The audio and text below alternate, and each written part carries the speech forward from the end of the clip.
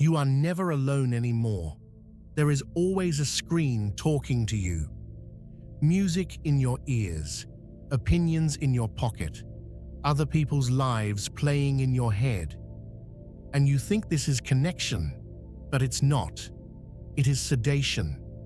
Most men never sit alone long enough to hear who they actually are. That's why they stay weak. Not because they lack potential, but because they never let the noise die. If you are uncomfortable already, good.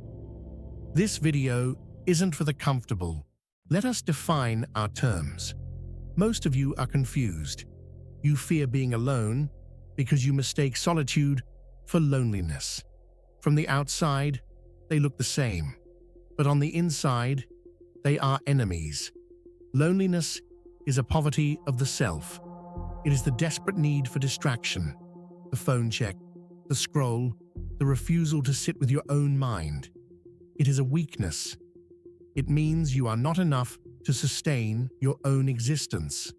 Solitude is different.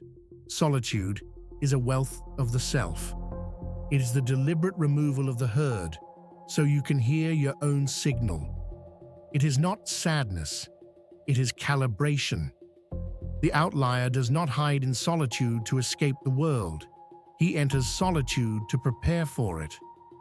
If you panic when the silence comes, you are lonely. If you find clarity when the door is locked, you are in solitude. Stop viewing silence as a punishment. If you cannot master the silence, you will never master the noise. So why is the modern man terrified of silence? Why do you fill every second with podcasts, music, and chatter? Because silence is a mirror. As long as the noise is playing, you are distracted. You are safe. But the moment the noise stops, the mirror turns on, and you are forced to look at who you actually are. Most men cannot survive that sight. In the silence, they see the wasted potential. They see the lack of discipline. They see the cowardice.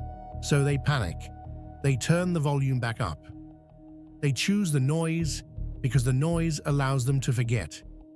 But you cannot build a strong man in the light. You are undeveloped film.